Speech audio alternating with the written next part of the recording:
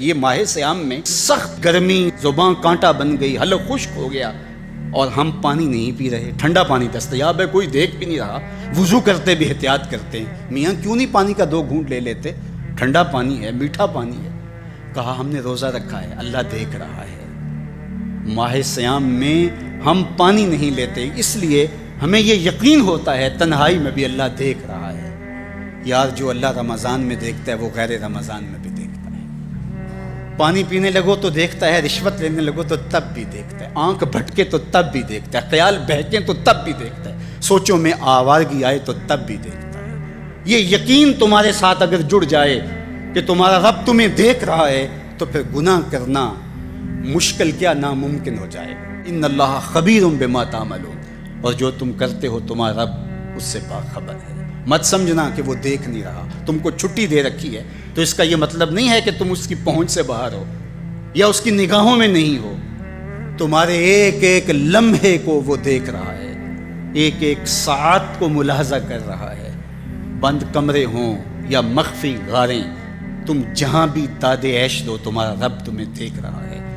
کالے پہاڑ کی گہری غار میں چیونٹی چلتی ہے تو اس کے ننھے اور مہین پاؤں سے سینہ سنگ پر جو لکیر بنتی ہے تمہارا رب اس کو یوں دیکھتا ہے جیسے دیوار چین کو دیکھتا ہے۔ تو کیا وہ تمہارے اعمال کو نہیں دیکھتا؟ تمہارے ایک ایک عمل کو، تمہارے ارادے کو، تمہاری آنکھوں کی خیانت کو، تمہارے دل کے ارادے کو دیکھتا ہے۔ ایک ایک چیز سے وہ آگاہ ہے۔ وَلَا تَكُونُوا كَالَّذِينَ نَسُوا اللَّهَ، اور ان لوگوں کی طرح نہ ہو جانا جنہوں نے اللہ کو بھلا دیا، غافل ہو گئے، اپنی خواہشات کی زندگی گزارنے لگے۔ یہ جہاں مٹھا اگلا کس نے ڈٹھا، آرزوؤں کے نوکر بن گئے۔ جس طرح نفس اور شیطان ان کو چلا رہا اس طرح چل رہے ہیں۔ جو لوگ اللہ کو بھول گئے، اللہ فرماتا ہے اللہ نے انہیں ان سے غافل کر دیا۔ اللہ جب کسی سے ناراض ہوتا ہے تو ہدایت چھین لیتا ہے۔ اسی لیے ہمیں ہر روز، ہر نماز کی ہر رکعت میں ہدایت مانگنی ہوتی ہے۔ اہدنا الصراط المستقیم، ہر روز مانگتے ہیں، ہر نماز میں مانگتے ہیں، ہر رکعت میں مانگتے ہیں، اللہ ہمیں ہدایت پہ گامزن رکھے۔ اللہ جب کسی سے ناراض ہوتا ہے تو ہدایت کے دیے بجھ جاتے ہیں، اندھیروں میں بھٹکنے لگتا ہے، شیطان اس کو دھوکے میں مبتلا کر دیتا ہے، اسی زندگی کو مقصود زندگی سمجھ لیتا ہے، اس شراب کو آب حیات سمجھ لیتا ہے، جس کو یہ بھی نہ پتا ہو کہ میں ہوں کون، میں کہاں ہوں، میرا مقصد زندگی کیا ہے، مقصد حیات کیا ہے۔ کھانا پینا اور لذتوں کا حصول یہ تو چوپائے بھی کرتے ہیں، تو اشرف المخلوقات کاہے کا ہے۔ یہ زندگی تو ان کی بھی ہے کہ وہ اچھا کھاتے ہیں، تم تو 1 پاؤ بھر گوشت کھا لیتے ہو اور شیر روز 1 ہرن چاٹ جاتا ہے، وہ تیرے سے زیادہ کھاتا ہے، تیرے سے زیادہ طاقتور ہے۔ ہاتھی کا جسم تیرے سے کہیں بڑا ہے، پرندے ہواؤں میں اڑتے ہیں، مچھلی پانی کی تہوں میں اتر جاتی ہیں، عقاب کی نظروں اور بلندی پرواز کی دیکھنے والی ہوتی ہے، کرگس کہاں سے کہاں تک سونگھ لیتی ہے، ان کی قوت شامہ تیرے سے بڑی ہے، لیکن اس کے باوجود بھی افضل تو، اشرف بھی تو، اور اللہ نے اپنی نیابت کا تاج تیرے سر پہ رکھا ہے۔ تو تو مقصود ہے، تو تو مسجود الملائک ہے، فرشتوں کی پیشانی تیرے حضور جھکی ہے، تو اپنے آپ سے آشنا ہی نہیں ہے، تجھے پتہ ہی نہیں کہ تو کون ہے۔ تو خدا کو بھول کے سمجھا کہ میری زندگی آزاد ہو گئی، اب میں جو چاہوں کروں، میں خدا کا بھی انکار کر دیا، بھلا دیا اس کو۔ کہا جب خدا کو تو بھولا تو خود کو بھول گیا، زندگی کے مقصد کو تو نے فراموش کر دیا۔ اب بھٹکتا ہے ارض فلات میں، جنگل میں پڑے ہوئے خشک پتے کی طرح، جس کو ہوائیں کبھی ادھر اڑا دیتی ہیں کبھی ادھر اڑا دیتی ہیں۔ مقصد حیات کا علم نہیں ہے۔ خدا کو بھولنے کا یہ نتیجہ ہے جو تجھے بھگتنا پڑ رہا ہے۔ خدا آشنا ہو جا، خود آشنا ہو جائے گا، تجھے ذات سے آگہی ہو جائے گی، من کا شعور مل جائے گا، تجھے پتہ چلے گا کہ میں کون ہوں، میری زندگی کا مقصد اور مقصود کیا ہے۔ تو اگر تو ایسا نہیں کرے گا تو اللہ تجھے تیرے سے بے خبر کر، تیری ٹانگیں نہیں توڑ دی جائیں گی، تیرا رزق نہیں چھین لیا جائے گا، تیری آنکھوں سے روشنی نہیں اچکی جائے گی، تیرے کانوں کی سماعت نہیں کھینچ لی جائے گی۔ یہ سب کچھ ہوگا لیکن مقصد زندگی نہیں ہوگا۔ تو کہا اس قرآن سے جڑ جاؤ، اپنی زندگی کو مالک کے سپرد کر دو اور ایک ایک لمحہ مالک کی چوکھٹ پہ گزار دو۔ یہ اللہ کی رحمتوں کا موسم بہار ہے اور اہل ایمان کے لیے کرم نوازیوں، رحمات، برکات اور انوار کا لوٹ سے میلہ ہے۔ جس میں گناہگاروں کی بخشش و مغفرت کا ساماں ہوتا ہے، اور اللہ ماہ سیام کی ہر شب کو گناہگار جہنم کی آگ سے آزاد فرماتا ہے۔ یہ بابرکت مہینہ اپنے دامن میں اتنی برکتیں لیے ہوئے جلوہ گر ہوتا ہے کہ رسول کریم صلی اللہ علیہ وآلہ وسلم نے ارشاد فرمایا، اگر لوگوں کو پتہ چل جائے کہ رمضان میں کیا ہے تو وہ آرزو کریں کہ پورا سال ہی رمضان رہے۔ اتنی برکتیں اور اتنی رحمتیں اللہ نے اس مبارک مہینے کے دامن میں ڈال دی۔ میں نے جو آپ کے سامنے آیت کریمہ تلاوت کی ہے، اس میں بھی اس مفہوم کو بیان فرمایا گیا کہ اے ایمان والو، تمہارے اوپر روزے فرض کیے گئے ہیں جس طرح تم سے پہلوں پہ فرض کیے گئے تھے۔ یا ایھا الذین آمنوا کتب علیکم الصیام کما کتب علی الذین من قبلکم۔ کیوں فرض کیے گئے؟ وجہ کیا ہے؟ لعلکم تتقون، تاکہ تم متقی بن جاؤ، تم پرہیزگار بن جاؤ۔ تو روزے کی فرضیت کا نتیجہ تقوی کا حاصل ہونا ہے، اتقاء کی دولت کا نصیب ہونا ہے۔ تو اس آیت کریمہ میں 3 چیزیں بیان کی گئی۔ سب سے پہلی، اے ایمان والو، تمہارے اوپر روزے فرض کیے گئے۔ پھر دوسری بات، جس طرح تمہارے سے پہلوں پہ فرض کیے گئے۔ اور تیسری بات، تاکہ تمہیں تقوی کا نور نصیب ہو، تمہیں اتقاء کی دولت نصیب ہو۔ تو ایک تو روزے کی فرضیت کا حکم دیا گیا، اور دوسرا یہ تسلی دی گئی کہ یہ بھوک اور پیاس کی شدت تمہیں ہی نہیں کاٹنا پڑے گی، تم سے قبل بھی لوگ یہ عبادت کرتے رہے ہیں، اور وہ اس مشکل عبادت سے تقوی کو حاصل کرتے رہے ہیں، اور تمہیں بھی ہم اس راستے سے تقوی نصیب کرنا چاہتے ہیں۔ علامہ حقی علیہ رحمہ نے لکھا ہے کہ ملک تحمور الثالث، یہ حضرت آدم علیہ السلام کی اولاد سے تیسرا بادشاہ گزرا ہے، اس کے زمانے میں قحط پڑ گیا تھا، تو اس نے اپنی قوم کو یہ حکم دیا کہ ایک وقت کا کھانا آپ کھا لیں اور ایک وقت کا کھانا بچائیں، اور وہ قحط زدہ علاقوں میں بھیجیں۔ تو قوم نے اس حکم کو بصر و چشم قبول کیا، اور ایک وقت کا فاقہ کاٹ کے اپنے ان بھائیوں کے لیے وہ کھانا بھیجتے جو قحط میں مبتلا تھے۔ قوم کی یہ ادا اللہ کو پسند آ گئی، اور وقت کے نبی پر وحی کی گئی کہ تمہارے اس عمل کو ہم عبادت قرار دیتے ہیں۔ تو حضرت آدم علیہ السلام کے بعد متصل ہی یہ عبادت فرض کی گئی، اور پھر جتنی بھی ملتیں، قومیں اور امتیں آئیں، ان میں روزے کی تحسین کی گئی اور روزے کی تلقین کی گئی۔ پرانی جتنی بھی کتابیں ہیں، اناجیل ہیں، تورات ہے، اس میں روزہ داروں کی تعریف موجود ہے۔ اور حضور علیہ السلام جب اس دنیا پہ تشریف فرما ہوئے تو آقا کریم روزے کی فرضیت سے پہلے بھی روزے رکھتے تھے۔ ویسے روزہ سن 2 ہجری کو فرض ہوا ہے، شعبان المعظم کے مہینے میں، لیکن اس سے قبل بھی ایام 20 کے حضور روزے رکھتے تھے، اور اس کے علاوہ بھی مختلف ایام میں اللہ کے محبوب روزے رکھتے تھے۔ روزے کی فرضیت کے بعد حضور علیہ السلام کی زندگی میں کل 9 رمضان آئے ہیں، جس میں 7 29 کے تھے اور 2 30 کے تھے۔ یہ بات ذہن میں رکھیے گا کہ روزے 29 ہوں، ثواب پھر بھی 30 کا دیا جاتا ہے۔ تو زیادہ تر جو رمضان المبارک کے مہینے ہوتے ہیں وہ 29 کے ہوتے ہیں، 30 کے کم ہوتے ہیں۔ حضور کی زندگی میں 9 میں سے 7 جو ہیں وہ 29 کے ہوئے ہیں اور 2 30 کے ہوئے ہیں، تو ثواب پورے 30 کا ہی ہے۔ بعض لوگوں کو زیادہ ہی مسئلہ ہوتا ہے، 29 ہو جائیں تو یہ اللہ کا کرم ہے کہ روزہ رکھنا بھی نہیں پڑا اور 30ویں کا ثواب بھی مل گیا، لیکن وہ شور مچا دیتے ہیں کہ یہ روزہ کھا گئے ہیں۔ میرا نہیں خیال کہ کسی کو اپنے ذمے اتنی بڑی امت کا بوجھ لینے کی پریشانی ہو اور وہ خام خواہ ایک روزے کے لیے پوری امت کا بوجھ اپنے کندھوں پہ ڈال لے۔ تو 29 روزے ہوں یا 30 ہوں، اللہ ثواب پورے 30 کا ہی عطا کرتا ہے۔ روزہ اللہ تعالیٰ جل شانہ کی رضا اور اس کی محبت کے حصول کا ذریعہ ہے، اور اس کا عملی نتیجہ جو اس آیت کریمہ میں بیان کیا گیا وہ تقوی ہے۔ لعلکم تتقون، روزہ اس لیے فرض کیا گیا کہ تمہیں تقوی نصیب ہو جائے، اتقاء کی دولت نصیب۔ اب سوال یہ ہے، کیا تقوی بھوک اور پیاس سے حاصل ہوتا ہے؟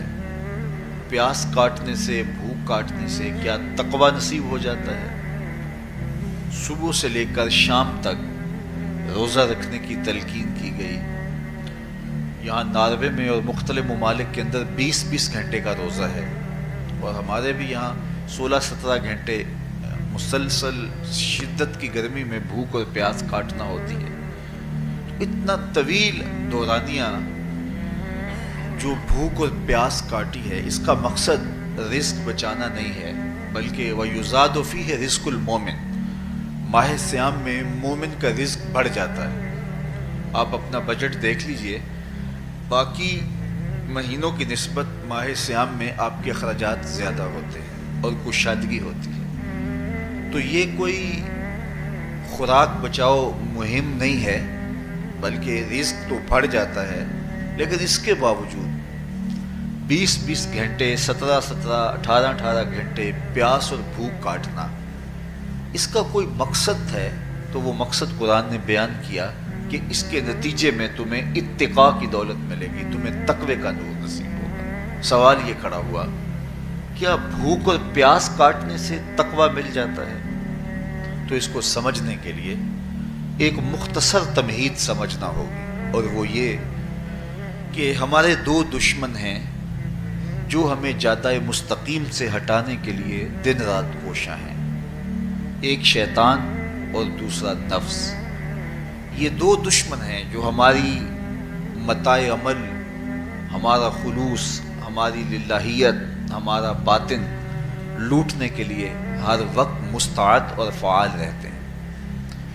اب ان 2 دشمنوں سے ہمارے تنہا ناتواں وجود کا مقابلہ ہے، اور ان میں سے جو بڑا دشمن ہے وہ نفس ہے، کیونکہ شیطان نے جب انکار سجدہ کیا تو ہم تو یہ کہتے ہیں کہ ہمیں شیطان نے بہکا دیا، لیکن شیطان نے جب انکار سجدہ کیا اور خود بہک گیا تو اس وقت کوئی دوسرا شیطان تو نہیں تھا جس نے شیطان کو بہکایا، وہ نفس تھا جس نے شیطان کو شیطان بنایا۔ اس نے اندر سے کہا انا خیر منہ، میں بہتر ہوں۔ تو یہ انانیت جو تھی، انا خیر منہ، اس نے اس کو بہکایا۔ تو شیطان کو شیطان بنانے والا نفس ہے، تو نفس شیطان سے بھی بڑا دشمن ہے۔ ایک بزرگ تھے، وہ ساری زندگی اپنی زبان پہ انا کا لفظ نہیں آنے دیتے تھے۔ اس مفہوم کو بیان کرنا ہوتا تو وہ با الفاظ دیگر بیان کرتے، میں کا لفظ، انا کا لفظ وہ اپنی زبان پہ ساری زندگی انہوں نے جاری ہی نہیں ہونے دیا۔ کہتے تھے اس لفظ نے شیطان کا بیڑا غرق کر دیا، تو میں یہ لفظ زبان پہ آنے نہیں دوں گا۔ اچھا، بندے بھی بڑے عجیب ہوتے ہیں، کسی نے کہا لو ان کی زبان پہ یہ لفظ آتا کیوں نہیں، میں جاتا ہوں اور ان کی زبان پہ یہ لفظ آئے ہی آئے۔ چلے گئے۔ بزرگ تشریف فرما تھے، نماز کا وقت قریب ہو رہا تھا۔ حضرت ایک مسئلہ پوچھنے آیا ہوں، کہا پوچھئے، شیطان کو کس چیز نے برباد کیا؟ حضرت آپ تو بولیں گے کہ میں نے، آنا نے، تو کہوں گا جیسے بھی ہوا ان کے زبان پہ لفظ میں تو آ ہی گیا نا۔ تو وہ بزرگ بھی بڑے سیانے تھے، اس کی نیت کا کھوٹ سمجھ گئے۔ فرمانے لگے بیٹا نماز کا وقت ہو گیا ہے، نماز پڑھ لیتے ہیں پھر اس پہ بات ہوتی ہے۔ نماز ہوئی، سلام پھرا تو خود ہی فرمانے لگے، کسی نے کہا تھا کہ شیطان کو کس چیز نے برباد کیا، جواب دینا چاہ رہا ہوں، کس نے پوچھا تھا؟ جھٹ کھڑا ہو گیا، میں نے کہا اسی چیز نے اس کا بیڑا گرک کر دیا۔ تو جو نفس تھا وہ شیطان کو شیطان بنانے والا ہے، تو ہمارے ساتھ نفس بھی لگا ہوا ہے، ہمارے پیچھے شیطان بھی لگا ہوا ہے۔ شیطان بھی بڑا مکار دشمن ہے، چھوٹا دشمن یہ بھی نہیں ہے۔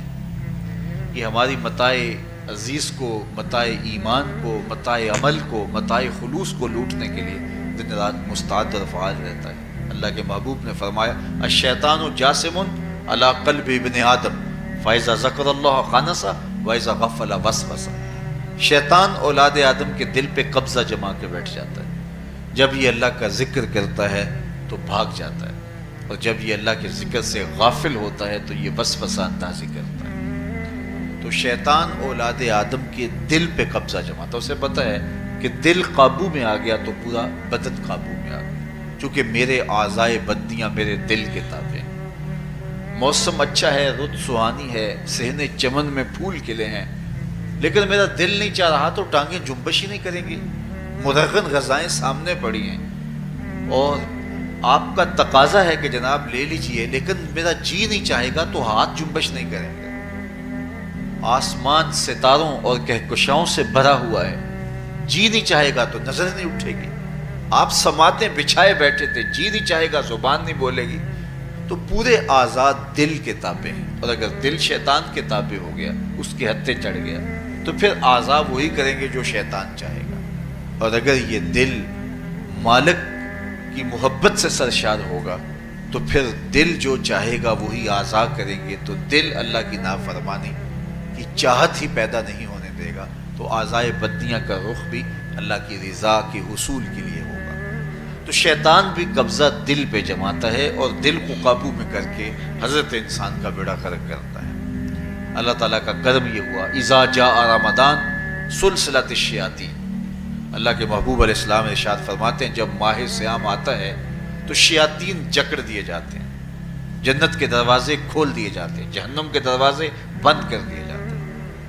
اب ہمارے دو دشمن تھے، ایک نفس اور دوسرا شیطان، دونوں کے مقابلے میں ناتواں اور کمزور جان کو مقابلے میں آنا پڑتا تھا، لیکن جب ماہ صیام آیا، یہ ماہ انور آیا، تو ہمارے دو دشمنوں میں سے ایک دشمن باندھ دیا گیا۔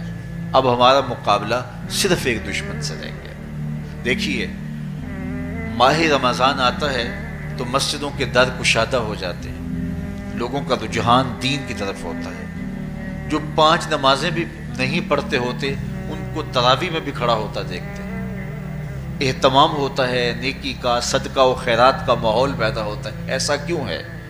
کہ شیطان بن گیا، لیکن اس کے باوجود نظر بھٹک رہی ہے، خیالوں میں آوارگی ہے، اور رشوت کا بازار گرم ہے۔ کیوں؟ کہ ابھی نفس موجود ہے۔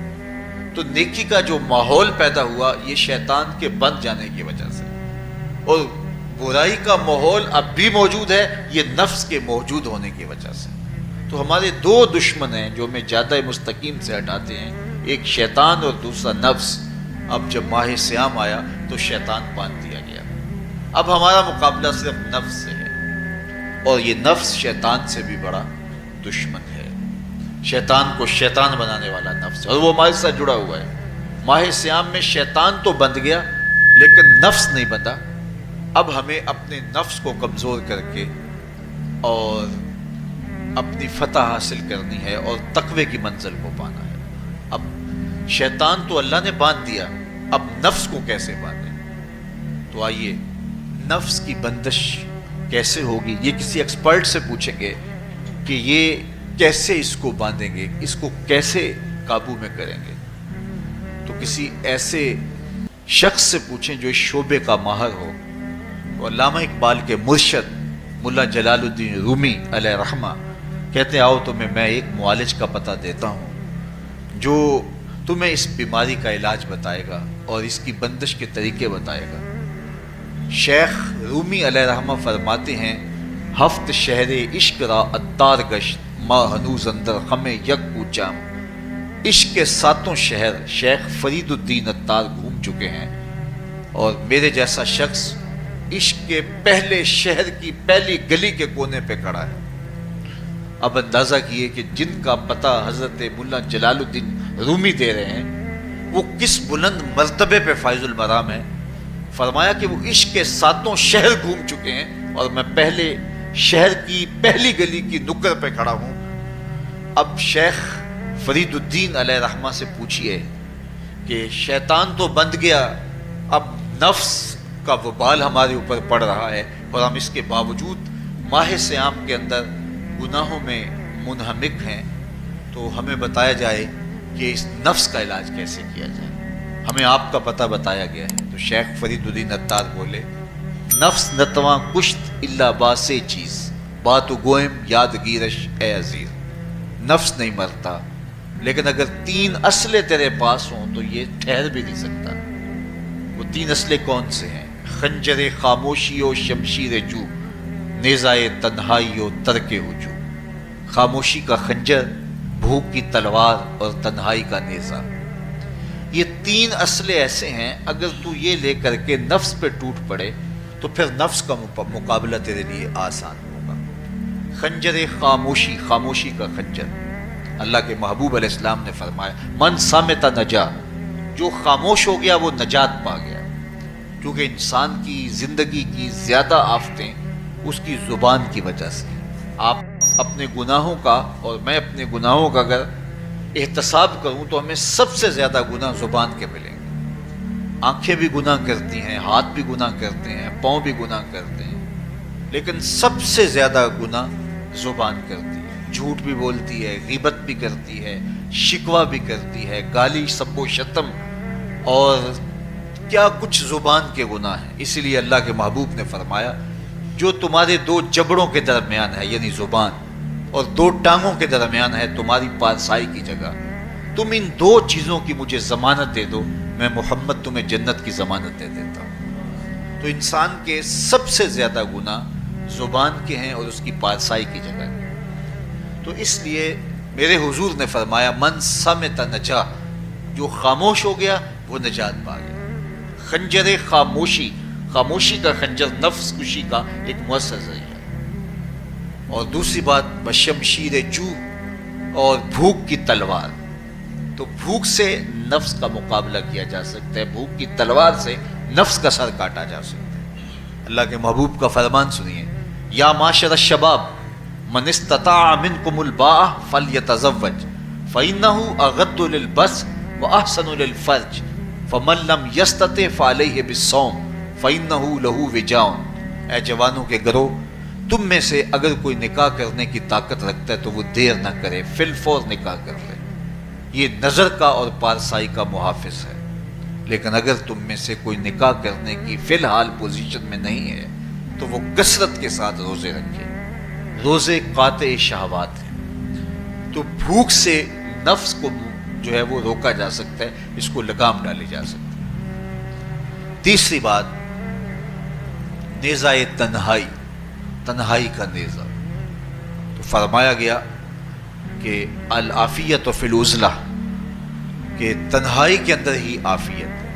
جب مجلسوں میں غیبت کی بدبو پھیلتی ہو اور چغلی کا ماحول معاشرے کا جزو لا ینفک بن جائے اور مجالس کے اندر نظروں کی پاکیزگی کا قائم رہنا مشکل ہو جائے اور انسان کی زندگی کے اندر گناہوں کا بہت بڑا سبب مجلسی زندگی ہو تو پھر اس سے تنہائی بہتر ہے. حضرت شاہ نقشبند بخاری فرماتے ہیں کہ فقیر کے لیے سب سے اچھی جگہ اللہ کا گھر مسجد ہے، یا کسی کامل صالح شخص کی صحبت ہے، اور یا پھر تنہائی ہے. چوتھی جگہ ہلاکت کے علاوہ اور کچھ نہیں ہے. ہمیں اپنے کاروبار میں، اپنے معاملات میں، اپنی ملازمتوں میں جانے کی تلقین کی گئی تو وہاں یہ تلقین کی گئی کہ دیر سے جاؤ جلدی واپس آ جاؤ، اور مسجد میں جاتے ہوئے تلقین کی گئی کہ جلدی جاؤ اور دیر سے واپس آؤ.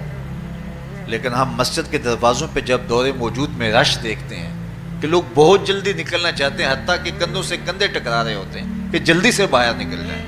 حالانکہ وہ عافیت کی جگہ ہے، 2 منٹ زیادہ بھی ہو جائیں تو کوئی حرج نہیں ہے. اور ایسے لوگوں کو بھی نکلنے میں جلدی کرتے ہوئے دیکھا ہے کہ لگتا تو یہ تھا کہ شاید یہ انہوں نے کسی ضروری کام پہ جانا ہے، لیکن باہر نکل کے بازار میں پھٹے پہ بیٹھے تھے اور مسجد سے نکلنے کی جلدی بہت تھی. تو مسجد میں جلدی جاؤ اور دیر سے واپس آؤ، اور بازار میں دیر سے جاؤ اور جلدی واپس آؤ، لیکن ہمارے رویے اس کے برعکس ہو گئے. تو تنہائی میں عافیت ہے، خاموشی میں عافیت ہے، اور بھوک میں عافیت ہے، اور یہ ساری چیزیں روزے میں میسر ہیں. فرمایا تم سے اگر کوئی شخص الجھے، بحث کرے، لڑائی کرنا چاہے تو تم اسے کہو انی صائمٌ، میں نے روزہ رکھا ہوا ہے. اسی طرح جو ہے وہ روزے سے آپ کو یکسوئی ملے گی، قرآن مجید کی تلاوت کا ماحول ہوگا، اور تم بھوک کاٹو گے. اور یہ تینوں چیزیں تمہارے نفس کو کمزور کرنے والی ہیں. شیطان بند گیا، نفس کمزور ہو گیا، اور جب نفس کمزور ہو گیا، کمزور ہوتا ہے، یہ نفس مرتا نہیں ہے. یہ تو کوئی ہے باج فقیراں کسے نہیں ماریا، باہو ظالم چور اندر تھا. یہ اندر والا چور جو ہے وہ اتنی آسانی سے قابو آتا ہی نہیں ہے. یہ پھر سر اٹھا لیتا ہے. اس کو جتنا کچلو، یہ کچھ عرصے کے بعد تھوڑی سی خوراک ملتی ہے تو پھر سر اٹھا لیتا ہے. حضرت بایزید بستامی کہتے ہیں میں نے اپنے نفس کو ایک دن کہا کہ میں تجھے خوراک بھی نہیں دیتا اور تو پھر بھی موٹا تازہ ہے. تو میرے نفس نے مجھے کہا کہ اے بایزید، جب تم بازار سے گزرتے ہو تو لوگ انگلیاں اٹھا اٹھا کہتے ہیں یہ بایزید جا رہا ہے، یہ بایزید جا رہا ہے، تو مجھے میری غذا اور خوراک اس سے مل جاتی ہے. تو یہ خوراک ہوتی ہے نفس کی. تو نفس بہت ظالم ہے اور ساری زندگی اس سے لڑتے ہوئے گزرتی ہے. وہ کسی نے کہا تھا نا، تمام عمر طوفان سے کھیلتے گزری، نیا کے ڈوبنے کا ڈر بھی رہا. تو یہ ساری زندگی اس طرح ٹکراتے ہوئے سے گزرتی. لیکن جب کمزور ہو جائے تو پھر یہ شیطان کو جو ہے وہ موقع نہیں دیتا ہے. لیکن اگر نفس ماہ سیام میں ہمارا کمزور نہ ہوا، صرف ہم نے بھوک ہی کاٹی اور باقی اپنے معمولات وہی رکھے، تو میرے حضور نے فرمایا جس نے جھوٹ اور برے کام نہیں چھوڑے اور جھوٹے کام ترک نہیں کیے، اس کے بھوکا اور پیاسا رہنے کی اللہ کو کوئی ضرورت نہیں ہے. روزہ تو ایک مشق تھی، یہ تو باطن کی تطہیر کا ایک ذریعہ تھا، یہ تو من کی تہذیب کا ایک ذریعہ تھا، یہ تو نفس کی شر سے اپنے آپ کو بچانے اور شیطان کے مکر و فریب سے بچانے کا ایک ذریعہ تھا. دیکھیے شیطان بند جاتا ہے ماہ سیام میں، حدیث واضح ہے، لیکن نفس موجود رہتا ہے. اگر نفس کمزور ہو گیا تو شیطان چھٹ کے بھی کچھ نہیں کرے گا، کیونکہ شیطان باہر کا دشمن ہے، نفس اندر کا دشمن ہے. جب تک اندر والا دشمن ساتھ نہیں دیتا، باہر والا دشمن کچھ نہیں کر سکتا. ہمارے دیہاتوں میں چوری ہو جائے تو بوڑھے بزرگ سر جوڑ کے بیٹھ جاتے ہیں کہ چور کہاں سے آیا، کیسے آیا. تو ایک نقطے پہ سارے متفق ہوتے ہیں کہ اندر کا کوئی بھیتی ضرور موجود ہے. اگر اندر کا کوئی بھیتی موجود نہیں ہے تو چور باہر سے آ کے حملہ آور ہو ہی نہیں سکتا ہے. تو شیطان باہر کا چور ہے، نفس اندر کا بھیتی ہے، اور اگر یہ اندر والا باہر والے کا ساتھ نہ دے تو شیطان انسان پر حملہ آور ہو ہی نہیں سکتا.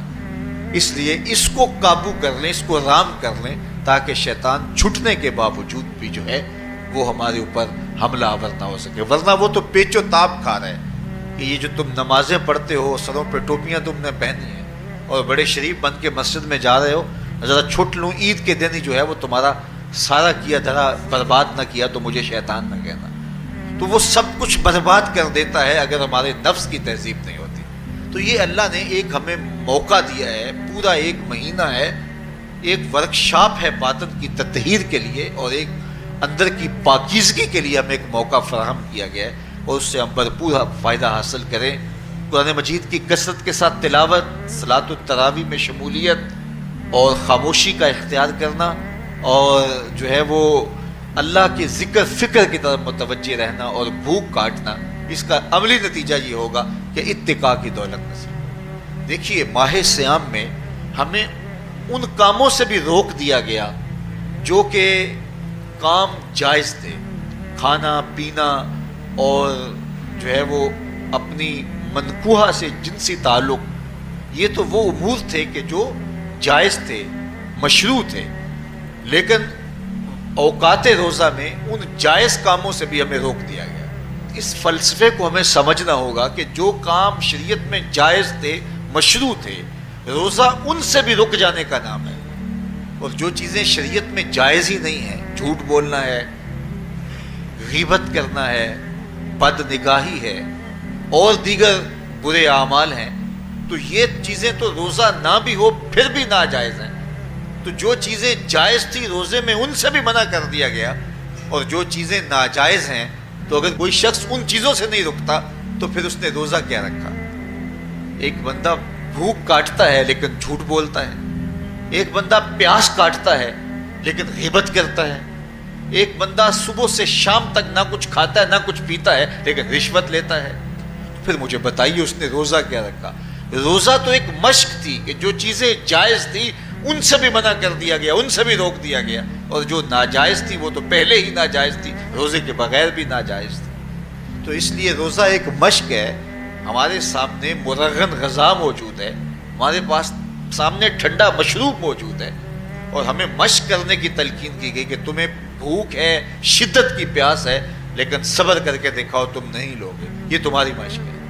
تو پھر جو حرام ہوگا، اللہ کی طرف سے ممنوع ہوگا، تو اس کو تم کس طرح لوگے جب تمہاری یہ مشق ہو چکی. لیکن ہم اس مشق کے اندر ہی جب ان سے نہیں رکیں گے تو پھر ہمارا روزہ ہی نہیں ہوگا.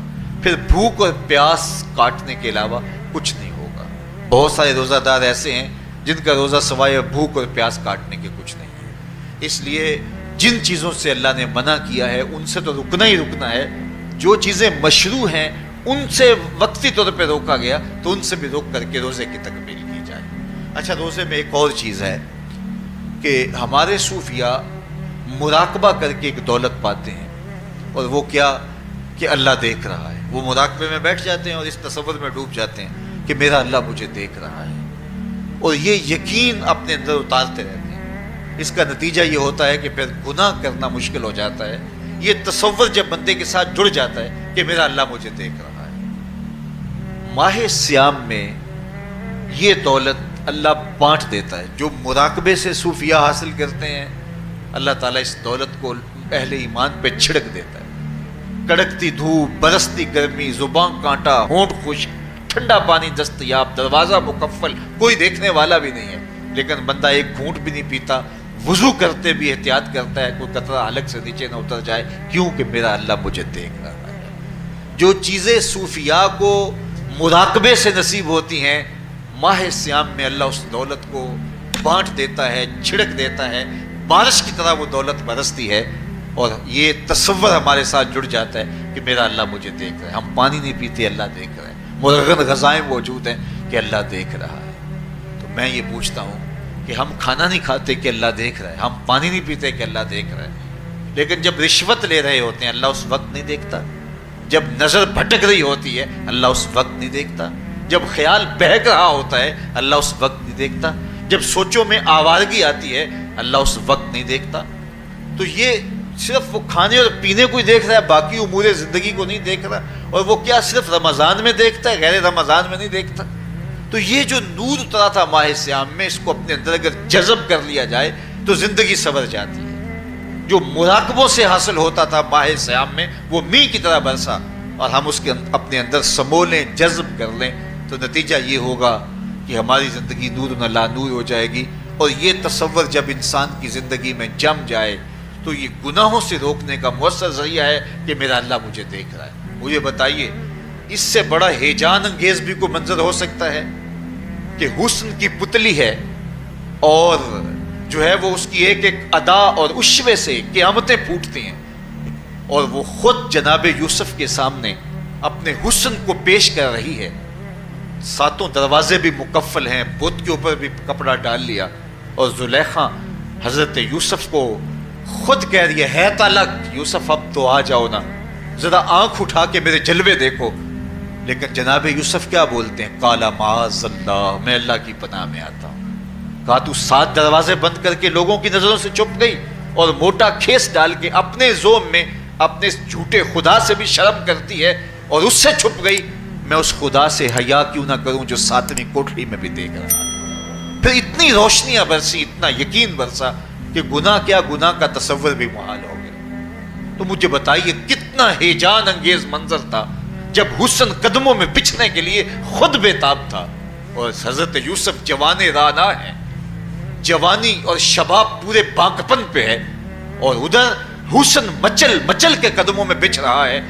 لیکن یہ جذبہ کہ میرا اللہ مجھے دیکھ رہا ہے، ایسی رکاوٹ بنتا ہے کالا معاذ اللہ، کہا میں اللہ کی پناہ میں آتا ہوں۔ تو یہ یقین جب بندے کے ساتھ جڑ جاتا ہے کہ میرا اللہ مجھے دیکھ رہا ہے، تو پھر انسان کے لیے گناہ سے بچنا کوئی مشکل نہیں ہوتا۔ گھر میں فاقے ہوں، مشکل میں بندہ پھنسا ہو اور اس کو رشوت مل رہی ہو، تو پھر اپنا ہاتھ روکنا بڑا مشکل ہوتا ہے، بلکتے بچوں کا خیال آتا ہے۔ لیکن جب یہ خیال ہو کہ میرا رب میرا رازق ہے اور میرے اس عمل کو دیکھ رہا ہے، تو پھر بندہ اس کو پرے کا کی حیثیت بھی نہیں دیتا، اور جب وہ پاؤں کی ٹھوکر پہ بھی نہ رکھے تو پھر اللہ فرماتا ہے وَيَرْزُقُهُ مِنْ حَيْثُ لَا يَحْتَسِبُ، تو یہ کر کے دیکھ، میں تجھے وہاں سے رزق دوں گا جہاں سے تجھے گمان بھی نہیں ہوگا۔ تو اپنے یقین کو کھڑا کر کے دیکھ، میرے اوپر اعتماد کر کے دیکھ۔ میرے حضور نے فرمایا اللہ پر توکل کرنے کا جو حق ہے اگر تم ادا کرو، وہ تمہیں ایسے رزق دے جیسے پرندوں کو عطا کرتا ہے۔ صبح گھر سے نکلتے ہیں خالی پیٹ ہوتے ہیں، ہمیں تو پتہ ہے دفتر میں جانا ہے، ہمیں تو پتہ ہے دکان پہ جانا ہے، ہمیں تو پتہ ہے فیکٹری میں جانا ہے، ہمیں تو پتہ ہے کہ ہم نے فلاں جگہ جا کے دہاڑی لگانی ہے، لیکن ان کا کوئی کاروبار نہیں ہوتا، کوئی فیکٹری نہیں ہوتی۔ جدھر جی آیا صبح جو ہے وہ اڑان بھر دی، بند توکل پنچھی اڑتے، خرچ نہ پلے زیرہ ہو، نہ کوئی راس ہے نہ کوئی کاروبار ہے، لیکن کبھی ایسا نہ ہوا کہ شام کو خالی پیٹ آئے ہوں۔ تو کہا اگر تم اللہ پہ توکل کر لو، وہ بھی تمہیں ایسے رزق دے جیسے پرندوں کو رزق عطا کرتا ہے۔ پرندوں میں سے ایک پرندہ ہے ہنس، یہ سچے موتی کھاتا ہے، اور آپ پنساری کے پاس موتی لینے جائیں تو ہزاروں روپے تولے کے ماشے کے حساب سے آپ لیں، تو پھر بھی آپ سوچتے ہیں کہ پتہ نہیں یہ خالص دیے یا نہیں دیے۔ وہ اتنے نایاب اور کامیاب ہیں کہ آپ ماشوں اور تولوں میں خریدتے ہیں اور پھر بھی آپ کو شک رہتا ہے کہ یہ خالص ہیں یا کہ نہیں۔ اور ہنس کھاتا ہی وہ ہے، اور دنیا پر ایک نہیں لاکھوں کروڑوں ہنس ہیں، اور روزانہ صبح و شام کھاتے ہیں اور پیٹ بھر کے کھاتے ہیں، اور اللہ انہیں روز عطا بھی کرتا ہے۔ تو یہ مالک وہ ہے، رازق ہے۔ جب اس پہ توکل اور اس پہ یقین پیدا ہو جاتا ہے تو پھر مشکل نہیں رہتا، پھر آسانی پیدا ہو جاتی ہے۔ تو روزوں میں اللہ تعالیٰ یہ یقین دیتا ہے کہ وہ مجھے دیکھ رہا ہے، بندہ یہ تیقن پیدا کر لیتا ہے کہ میرا اللہ مجھے دیکھ رہا ہے۔ بعض کا چھوٹے بچے روزہ رکھ لیتے ہیں تو مائیں بے چین ہو جاتی ہیں، جب دوپہر کے وقت پھول جیسے بچے کملا جاتے ہیں تو مائیں انہیں بند کمرے میں کوئی کھانا یا کوئی ٹافی یا کوئی اور چیز یا چاکلیٹ دیتی ہیں کہ بیٹے یہ کھا لو، تو وہ بچے نہیں کھا رہے ہوتے، تو مائیں کہتے ہیں پتر کھا لو، کوئی نہیں دیکھ رہا، تو وہ بچے بھی کہتے ہیں اللہ دیکھ رہا ہے۔ تو وہ جو صوفیاء کو مراقبوں سے ملتا ہے وہ ایک بچے کو بھی نصیب ہو رہا ہے کہ میرا اللہ مجھے دیکھ۔ یہاں ایک اور بھی تسلی ہے، ہم ہزار گناہ گار صحیح، ہم ہزار سیاہ کار صحیح، لیکن ہمارا رب پہ کتنا یقین ہے رمضان میں پتہ چلتا ہے کہ اس ذات پہ ہمارا کتنا تیقن ہے، کتنا یقین ہے، جس کو دیکھا نہیں، چھوا نہیں، بات نہیں ہوئی، جو تصور خیال کی حدود سے بنا ہے، اتنا یقین ہے کہ ہم پانی نہیں لیتے، کھانا نہیں لیتے کہ میرا اللہ مجھے دیکھ رہا ہے۔ کاش کہ اس کو ہم اپنی پوری زندگی میں پھیلا لیں، اور اس کو زندگی میں جب ہم طاری کر لیں گے تو پھر گناہ کرنا محال اور ناممکن ہو جائے گا، اور زندگی نور علی نور ہو جائے گی، اور یہی تقوی کا حصول ہے۔ تو فرمایا اے ایمان والو، تمہارے اوپر روزے فرض کر دیے گئے جس طرح تم سے پہلوں پہ فرض کیے گئے تھے، لعلکم تتقون، تاکہ تم متقی بن جاؤ، تاکہ تم پرہیزگار بن جاؤ۔ حضرت سلمان فارسی رضی اللہ تعالی عنہ سے مروی ہے کہ جب شعبان کی 29 تاریخ ہوتی تو اللہ کے محبوب ہمیں خطبہ ارشاد فرماتے، اس میں رمضان المبارک کے فضائل بیان کرتے اور کہتے تمہارے پاس ایک شہر عظیم، عزت اور عظمت والا مہینہ آ رہا ہے، جس کا ہر دن باقی سال کے دنوں سے افضل ہے، جس کی ہر رات باقی سال کی راتوں سے افضل ہے، اور اس میں ایک رات ایسی ہے لیلۃ القدر جو 1000 مہینے سے بہتر۔ تو یہ اللہ تعالیٰ کی رحمتوں کا روپ ہے، رحمتوں کے دروازے کھول دیے جاتے ہیں، اور روزہ دار کا روزہ بالخصوص عصر کے وقت، شام کے وقت، پچھلے پہر، روزہ دار کے خالی معدے سے جو ایک بو اٹھتی ہے، مہک اٹھتی ہے، اللہ کو کستوری سے بھی زیادہ محبوب ہوتی ہے۔